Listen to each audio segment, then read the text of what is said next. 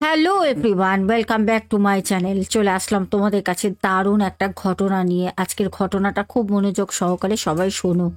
হ্যাঁ, ঘটনাটা শোনার আগে আজকে বলবো, যারা এখনো পর্যন্ত আমার ঘটনাগুলো তোমরা তোমাদের আত্মীয় পরিজনের সাথে শেয়ার করছো না, শেয়ার করে দাও। আর যারা এখনো পর্যন্ত চ্যানেলটা সাবস্ক্রাইব করোনি, অবশ্যই করে পাশে থেকো। তবে একটা কথা বলে রাখি, আজকের ঘটনাটা কিন্তু বেশ ভয়ের। যে ঘটনাগুলো শোনার মতো হয় না, যারা খুব ভয় পাও, প্লিজ আমি তাদের জন্য কিন্তু বলে দিই যে আজকের ঘটনাটা বেশ ভয়ের। চলো আজকে সোজা ঘটনায় যাব। যাওয়ার আগে সবাইকে বলবো, আজকে মেদিনীপুর থেকে আমাদের ঘটনাটা পাঠায় তিয়াশা রয়। বলে, দিদি ভাই, আমরা কলকাতায় থাকতাম। বিগত 5-6 বছর হলো আমার বাবা মেদিনীপুরে একটি জমি কেনে, তারপর সেখানে বাড়ি করে। আমাদের অ্যাকচুয়ালি বাড়ি করার কথা ছিল হলদিয়ায়। হলদিয়ায় যেই ল্যান্ড বাবা দেখেছিল, সেটা অন্য কেউ বাবার সাথে জালিয়াতি করে সেই জায়গাটা পুরো টাকাটাই চোট করে দেয়, দিয়ে টাকাটা পুরো মেরে দেয়। তো বাবা পূর্ব মেদিনীপুরে একজনের সাহায্য নিয়ে একটি জমি কেনে, তারপর বাড়িটা করে। এবার ঘটনাটা তোমাদের বলি। বলে, দিদি ভাই, আমার বাবা এত সৎ, আমি এরকম মানুষ দেখিনি আর। আমার বাবা মা খুব সৎ। ওনারা যে কোনো মানুষের কথায় এমনভাবে জড়িয়ে যায়, যে কোনো মানুষ ওনাদেরকে মানে বোকা বাড়িয়ে ফেলে। আমাদের তিয়াশা বোন বলে, দিদি ভাই, তোমাকে আমার রিকোয়েস্ট রইল, যদি কোনো দিন তুমি দীঘার সাইডে ঘুরতে আসো, আসবে তো অবভিয়াসলি, আসলে আমাদের বাড়ি একবার ঘুরে যেও। আর তিয়াশা, অবশ্যই আমি তোমাদের বাড়ি যাব, তোমাকে কথা দিলাম। আচ্ছা, এবার ঘটনাটা বলি।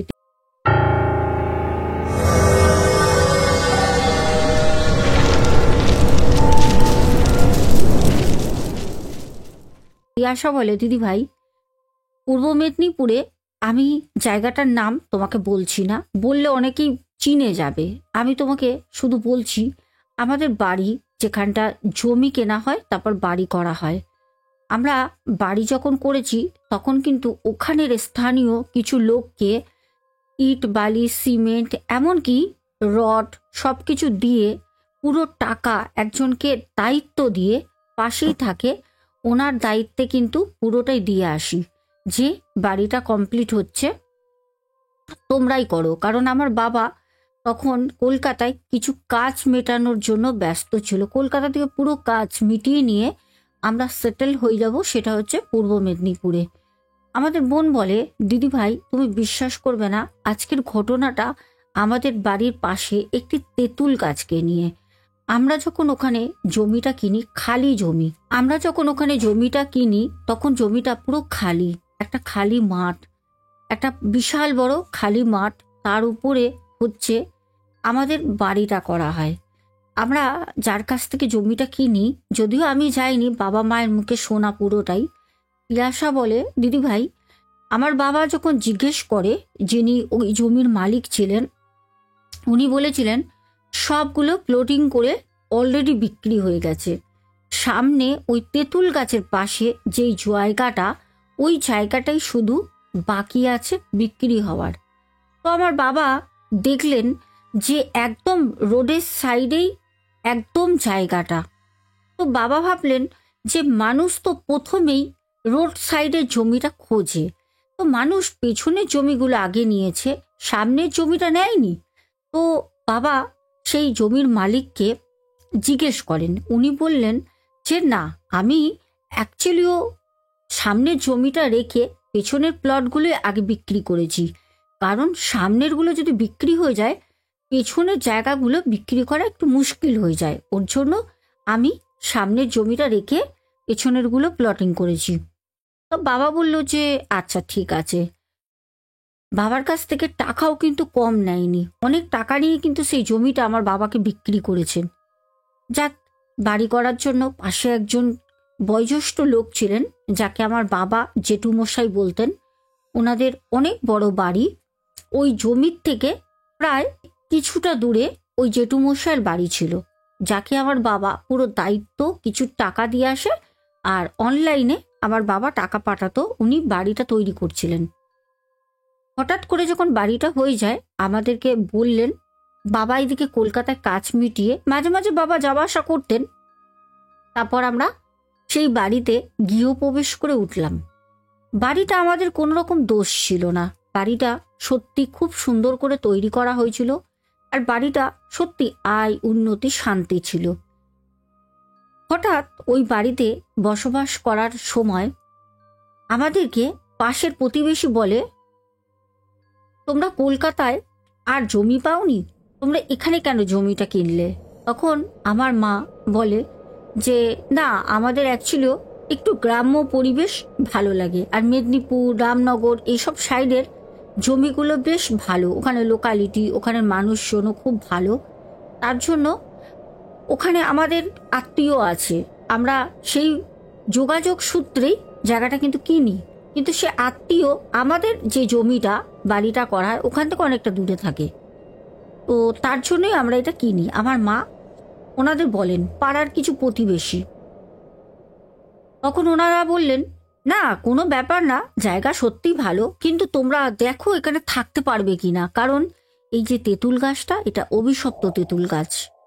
তখন মা হেসে বলল, গাছ একটা প্রাণ দেয়, গাছ হচ্ছে আমাদের মা, গাছ শত কোটি মানুষের প্রাণ দেয়, সে আবার কখনো অভিশপ্ত হয় নাকি? আমার মা বলে। তখন প্রতিবেশী কিছু মহিলা মাকে জানায় যে হ্যাঁ, আপনারা তো কলকাতার মানুষ, শহরের মানুষ, এসব আপনারা বিশ্বাস করবেন না, যাকে আপনারা সাবধানে থাকবেন। আমার মাকে এই কথা বলাতে আমার মা শুধু মুচকে হাসে। মা এসে আমাকে, আমার বাবাকে কথাটা কিন্তু বলেন। আমার বাবা বললেন যে দেখো, ওনারা তো স্থানীয়, হয়তো কোনো কিছু জানে, যাকে তোমাকে যদি বলে থাকে সাবধানে, তুমি ওদের ওদের সাথে যখন মিশবে তখন তুমি ওনাদের জিজ্ঞেস করবে যে কিসের জন্য সাবধানে থাকতে বললেন। তখন মা বলল, আচ্ছা বেশ, আমি জিজ্ঞেস করব।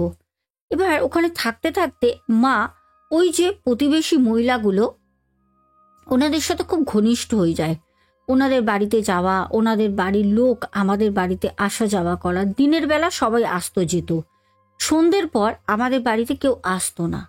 আমাদের বাড়িতে একদিন খুব ভালো করে মনে আছে, আমার জন্মদিন ছিল। ইয়াশা বলে, দিদিভাই আমার জন্মদিনে যেহেতু আমরা কলকাতায় নেই, কলকাতায় থাকলে বাবার অফিসের কলিগরা আসতেন, আর প্রতিবেশী লোক তো আসবেই, কিন্তু ওখানে যেহেতু অফিসের কলিগরা সবাই তো আলাদা হয়ে গেছে, কারণ বাবার তো রিটায়ার্ড হয়ে গেছেন, তো বাবা কলকাতার কাউকে আর ডাকেননি। বাবা আমাদের যে মেদিনীপুরে আত্মীয় থাকে ওনাদেরকে ইনভাইট করে, আর প্রতিবেশীর লোকজনকে ইনভাইট করেছিল। সবাই জিজ্ঞেস করে, আমার মা যখন নেমন্তন্ন করতে যায়, বলল কখন যাব? মা বলল এই সন্ধেবেলা যেও, রাতে খাবার দাওয়ানো আছে। সবাই বলল যে না, রাতে আমরা যাব না, যদি দিনের বেলায় করো, দুপুরবেলা মধ্যাহ্ন ভোজন হলে আমরা যাব।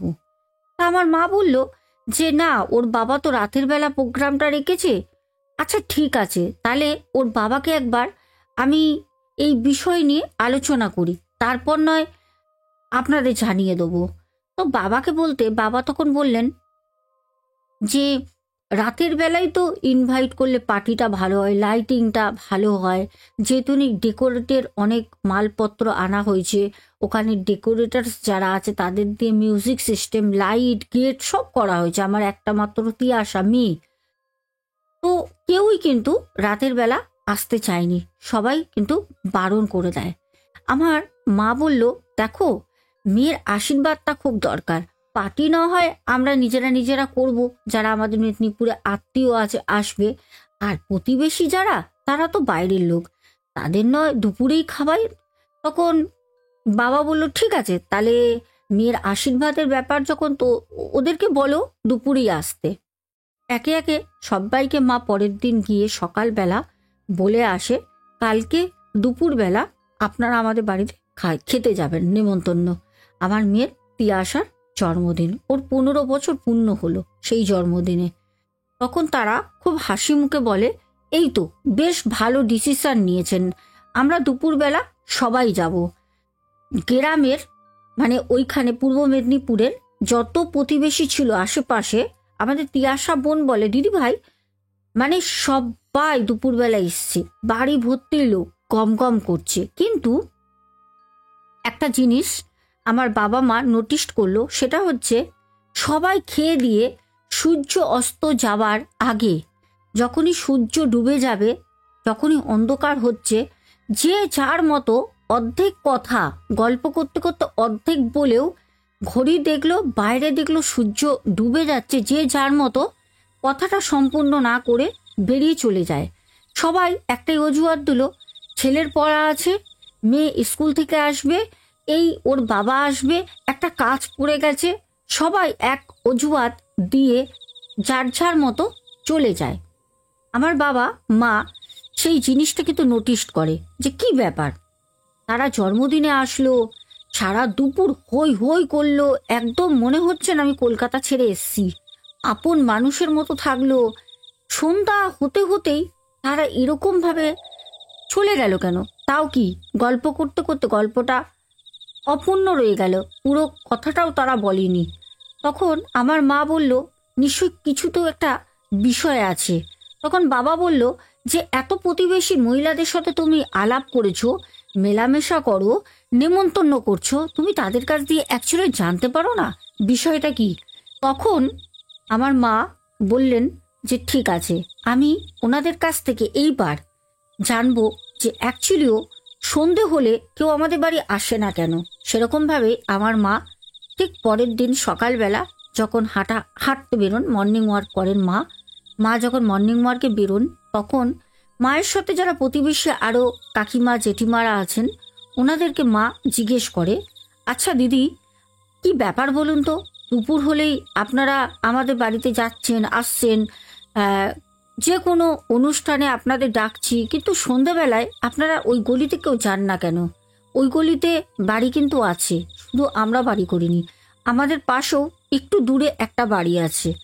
তো তারা বলে যে না, ওই যে তোমাদের বাড়ির পাশে যে তেঁতুল গাছটা, ওই তেঁতুল গাছটা নাকি খারাপ, তার জন্য কেউ ভয়তে সন্ধেবেলা ওখানে লোক ওই গলিতে যায় না। তো আমার মা বলল, কোথায়? আমরা তো আছি, আমরা তো রাত বিকেতে বাইরেও বেরোই, আমরা বাজারে যাচ্ছি আসছি, কই কোনো রকম তো কিছু দেখিনি। তখন বলল, ওই তোমরা কলকাতা শহরের মানুষ তো, তাই জন্য হয়তো তোমরা কিছু দেখতে পাও না, থাকো পাবে। এই কথাটা আমার মায়ের মাথায় খুব ভালো করে একটা জায়গায় বসে যায়। আর এটা স্বাভাবিক। দেখবে যখন মানুষ বলে না যে এইটা এখানে আছে, এই বাড়িতেই আছে, তখন দেখবে ওই বাড়ির সামনে দিয়ে যে কোনো লোক, মানুষ, যানবাহন চলাচল করার সময় কিন্তু একটা মনে কৌতূহল হয়, ভয় হয়, বাড়ির দিকে তাকিয়ে দেখে, কিছু নেই তো, কিছু দেখতে পাবো না তো, এটা হয়। তো মা যবে থেকে ওই জিনিসটা জেনে আসে, মা না একটা ভয় ভয় থাকতো। আর একটা জিনিস ইয়াসা বলে, দিদি ভাই একটা জিনিস তোমাকে না বললেই নয়, আমার মা ওই তেঁতুল গাছের সাইডে যে জানলা ছিল, সেই জানলা আমার মা সকাল থেকে একবারও একটা মুহূর্তের জন্য খুলতো না। সিঁড়ির দিকটা ছিল, যখন আমরা সিঁড়ি ঘর থেকে নামতাম তখনই জানলাগুলো ঠিক তেঁতুল গাছের সাইডে করা ছিল, আমার মা জানলা খুলতো না। এই জিনিসটা যখন আমার বাবা লক্ষ্য করে, আমার মাকে বাবা বলল, কি ব্যাপার, তুমি কি এই গ্রামের লোকদের কথা শুনে তুমিও কি ওদের ভুল একটা অন্ধবিশ্বাস সেটা মেনে চলছো? হ্যাঁ, তেঁতুল গাছে কি থাকবে, এত সুন্দর একটা তেঁতুল গাছ, প্রচণ্ড ফলন হয়, প্রচুর তেঁতুল হয়, কিন্তু দুর্ভাগ্যবশত তেঁতুল কিন্তু ওই গাছ থেকে কেউ পারে না। যা তেঁতুল পড়ে ওই তেঁতুল কিন্তু বাচ্চারা কুড়িয়ে নিয়ে যায় দিনের বেলায়। কিন্তু তেঁতুল গাছে এত তেঁতুল হয়, বিশাল বড় ঝাঁকড়া গাছ, কিন্তু কেউ তেঁতুল পারতে আসে না।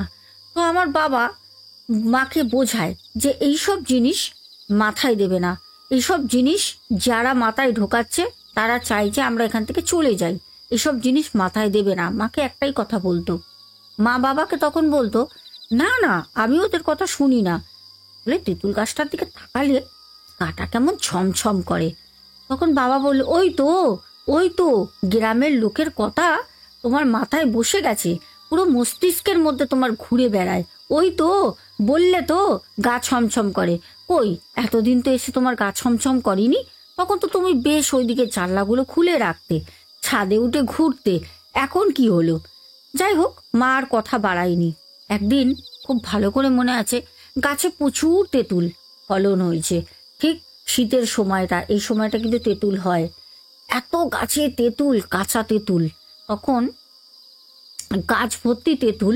আর তেঁতুল, কিছু তেঁতুল পেকেও গেছে। তেঁতুল পাকার কিন্তু একটা দারুণ গন্ধও বেরোয়। আমার বাবার কি শখ হয়েছে, আমার বাবা কি করে, একদিন সন্ধ্যাবেলা একটা লগা নিয়ে ছাদে ওঠে।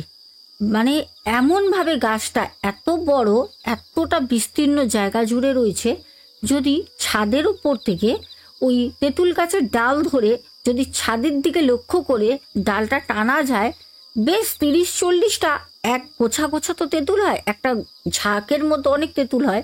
বেশ কিছুটা তেঁতুল আমাদের ছাদে কিন্তু এসে পড়বেই পড়বে। বাবা বলল, কালকে তেঁতুলের একটু টক ডাল খাবো। আর এই ঠান্ডার সময় টক ডাল খাওয়াটা কিন্তু ভালো, গায়ের স্কিনটা ভালো থাকে। আর কাঁচা তেঁতুল গাছের একদম বাড়ির সামনে গাছে হয়ে রয়েছে, কেউ ছাড়ে নাকি? আর সত্যি কথা বলতে কলকাতার মতো জায়গায় আমাদের কোনো গাছপালা ছিল না। ওই হাতে গোনা 4-5টা টব, যা ওই জবা গাছ, টগর গাছ এইসব লাগানো।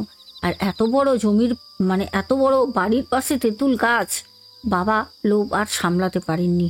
সেদিন এমন একটা ঘটনা ঘটবে আমরা কেউ জানতাম না। পিয়াসা বলে, দিদিভাই তুমি বিশ্বাস করো, যদি আজ তেঁতুল গাছটা থাকতো আমি তোমাকে তেঁতুল গাছের ফটোটা তুলে পাঠাতাম। তেঁতুল গাছটা সত্যি সন্ধেবেলা যে কেউ যদি এরকম করে দেখতো, সারা শরীর না নাড়া দিয়ে উঠতো। যেন মনে হতো তেঁতুল গাছটার দিকে তাকালেই অশরীরীর যেন বাস, যেন বসবাস করছে কয়েক কোটি অশরীরী ওই গাছের মধ্যে। এমন একটা ভয় কিন্তু সত্যিই লাগতো। এটা গ্রামের মানুষ মুখে মুখে বলাতে না, এমনি ভয় লাগতো। একটা গা ছমছম করতো। আমার বাবা লগা নিয়ে ওঠে। সেদিনকে ছিল পূর্ণিমা, বেশ জ্যোৎস্নার আলো, চারিপাশটা আলোকিত। বাবা ছাদ থেকে দাঁড়িয়ে কোথায় তেঁতুল রয়েছে গাছে পরিষ্কার দেখতে পাচ্ছে। বাবা লগা নিয়ে ওঠে, মাকে কিন্তু কিছু জানায়নি। মা তিয়াশাকে বই পড়াচ্ছে। তিয়াশা বলছে, দিদিভাই আমার সামনে এক্সাম ছিল, আমি বই পড়ছি, হঠাৎ করে একটা ছাদের মধ্যে খুব ভারী কেউ লাফালে একটা যেরকম শব্দ হয়, সেরকম একটা শব্দ হয়। আর মাগো করে একটা চিৎকারের শব্দ পায়। যখন আওয়াজটা কানে আসে তখন আমাদের তিয়াশা বলে, দিদিভাই আওয়াজটা ছিল আমার বাবার। আমার মা বলল, কিরে তোর বাবার গলার আওয়াজ না? তোর বাবা কি বাথরুমে পড়ে গেল? আমি বললাম, মা আওয়াজটা তো বাথরুম থেকে না, ছাদ থেকে আসছে। আমার মা বলল, সর্বনাশ করেছে, তোর বাবা দুপুরবেলা বলছিল টক ডাল খাবো, তেঁতুল পাড়তে যায়নি তো।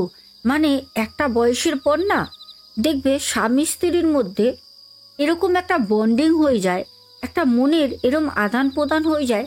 যেরকম মা সন্তান, সন্তান যখন কষ্ট পায় তখন মা আগে থেকে বুঝে যায় সন্তান কি বলতে চাইছে।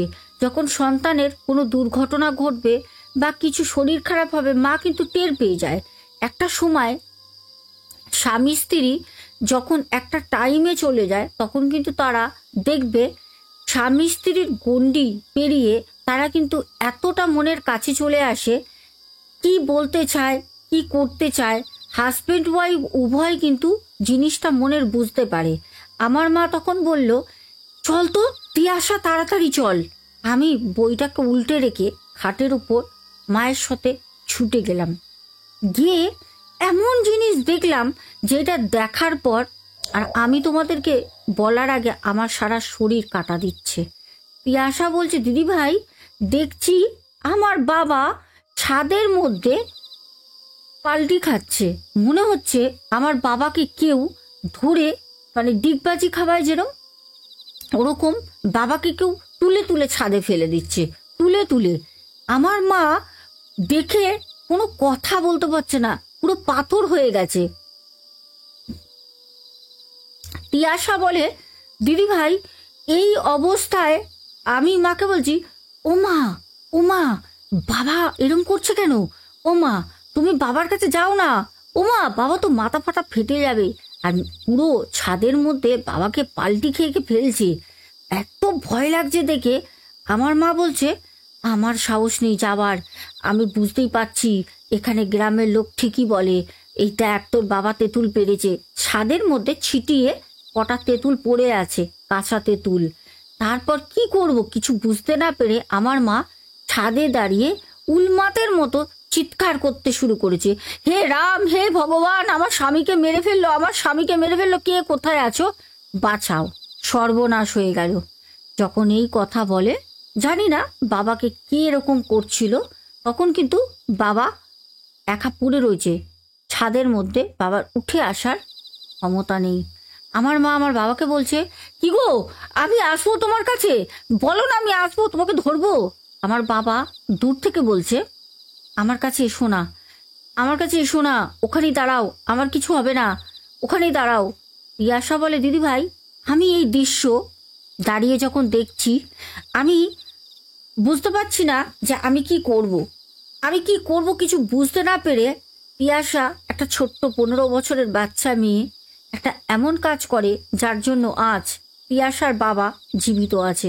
হ্যাঁ, পিয়াসা বলে, দিদি ভাই, আমি সাথে সাথে ছুটে আসি নিচে, এসে আমাদের ঠাকুরের ঘর থেকে ঠাকুরের আসনে আমাদের ভোলে বাবার শিবলিঙ্গ ছিল।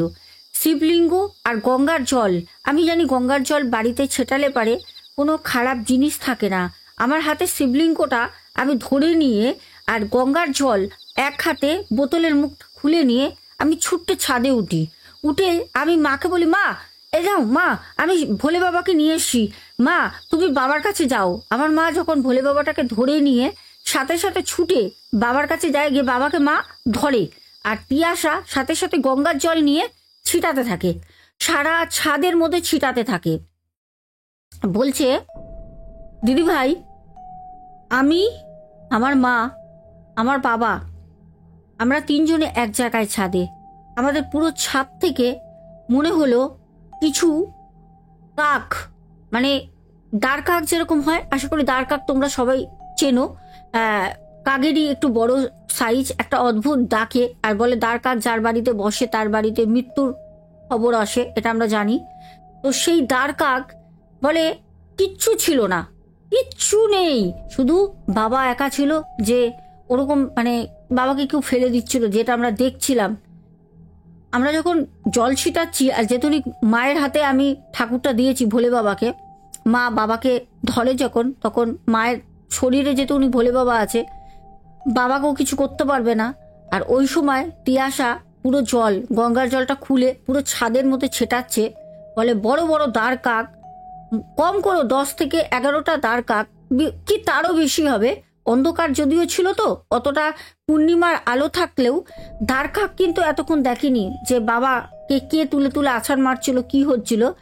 বলে দাঁড় কাকগুলো বিকট করে কাঁ কাঁ কাঁ করে শব্দ করে সব ওই পাশের নিম গাছে, পাশের ওই তেঁতুল গাছের মধ্যে সব ঢুকে গেল দাঁড় কাক।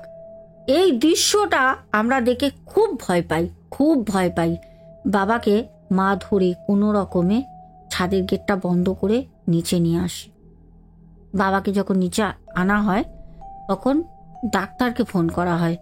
ডাক্তার বলল, ওই বাড়িতে আমি এখন যাব না, আপনারা ওই তেঁতুল গাছের পাশে থাকেন তো? বলল, হ্যাঁ, কলকাতা থেকে আমরা বাড়ি করে এসছি নতুন। বললো, সকালবেলা যাব, আমি কিছু ওষুধ বলে দিচ্ছি, পারলে আপনারা বেরিয়ে সেই ওষুধগুলো নিয়ে আসেন। তারপর পিয়াসা বলে, দিদিভাই, এমন একটা পরিস্থিতিতে পড়লাম, বাবাকে সুস্থ না করলেও হবে না, বাবার হাত পা পিঠ সব ছেড়ে গেছে, সব রক্ত বেরোচ্ছে।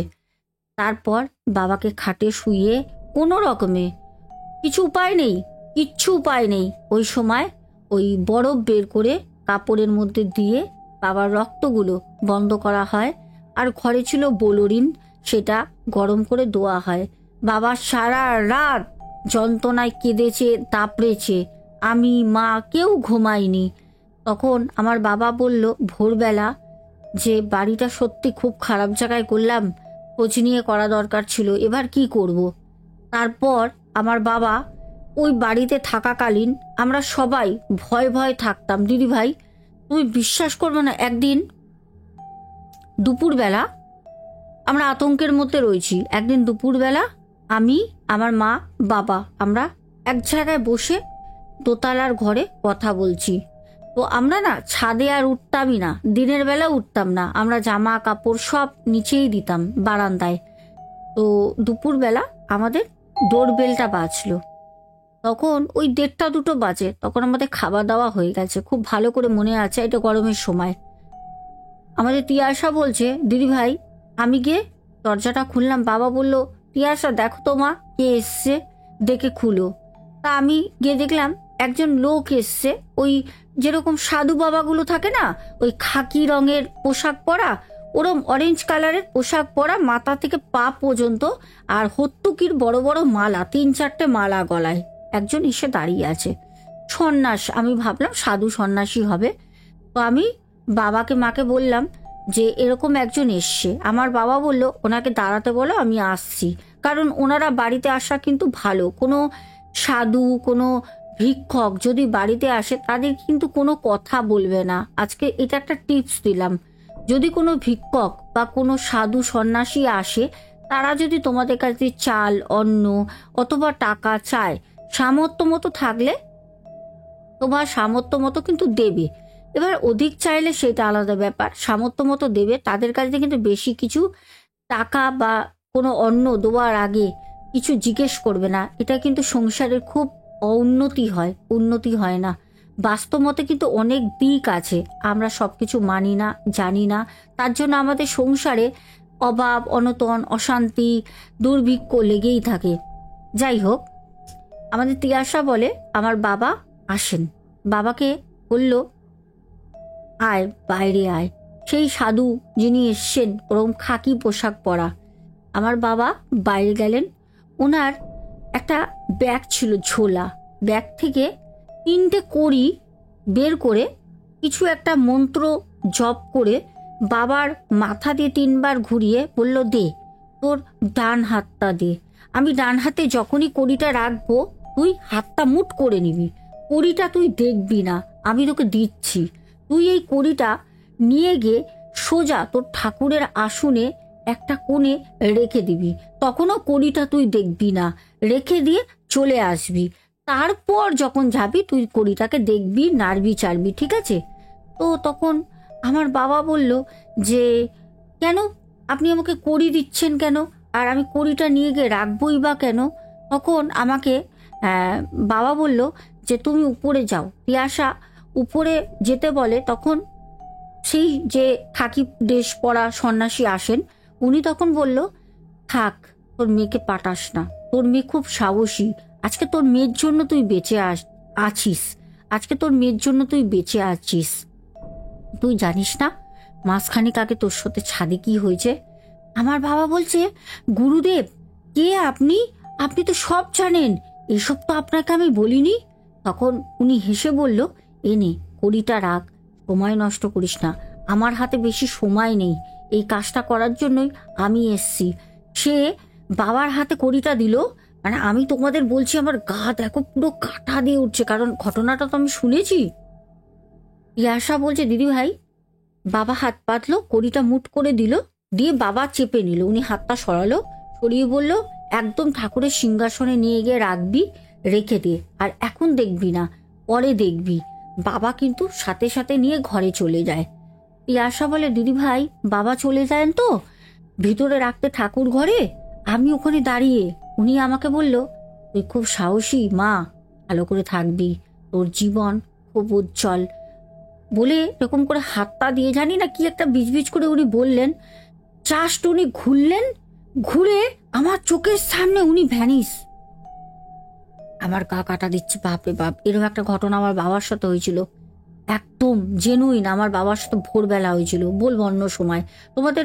এই আমার বাবার ঘটনাটা না শোনা কথায় শুনবে, আমি তোমাদের শোনা কথায় বলে দিয়েছি অলরেডি, তোমরা দুপুর 2টোর সময় যে আজকে দিয়েছি শোনা কথায় গিয়ে শুনে নাও যারা শুনুনি। তো যাই হোক, ও একদম আমাদের তিয়াশা বোন বলছে, দিদি ভাই একদম ভ্যানিশ হয়ে গেল, লোকটাকে দেখলাম না। আমার বাবা ছুটে এসে বলছে, কিরে তিয়াশা ওই বাবা কোথায় গেল? আমি বললাম, বাবা উনি কোথায় ভ্যানিশ হয়ে গেছে, এই মাত্র উনি ঘুরলো, আমাকে আশীর্বাদ দিয়ে উনি ভ্যানিশ হয়ে গেছে। তারপর থেকে দিদি ভাই আমাদের তিয়াশা বলে, আমরা ছাদে উঠে রাতের বেলা এখন পিকনিক করি। আমরা ছাদের উপরে উঠে আমরা চা খাই, রাতের বেলা বসে থাকি, গরমকালে পাকার হাওয়া খাই, মানে বাতাস খাই। আমরা কোনো কিছু নেই, কিন্তু পরবর্তীকালে তেঁতুল গাছটা কিন্তু কাটানো হয়ে যায়, কাটিয়ে দেওয়া হয়, কিন্তু তেঁতুল গাছ থাকা অবস্থায় আমরা ছাদে উঠতাম, আমাদের সাথে কোনো রকম আর কিছু হয়নি। ভাবতে পারছো? হ্যাঁ, এরকম হয়। যাই হোক, আজকের ঘটনাটা এখানেই রাখবো। আজকে আজকে তোমাদেরকে আমি নামগুলো বললাম না, তোমরা কমেন্ট করতে থাকো, আমি তোমাদেরকে আগামীকাল অবশ্যই নামগুলো বলবো। কারণ সত্যি কথা বলতে সকাল থেকে আমার শরীরটা খুবই খারাপ, তোমরা দেখলে আমাকে বুঝবে না। যাই হোক, অনেক কথা আছে তোমাদের সাথে শেয়ার করব, অনেক কথা, সাথে থেকো। আজকের মতো টাটা, গুড নাইট, সবাই সাবধানে থেকো।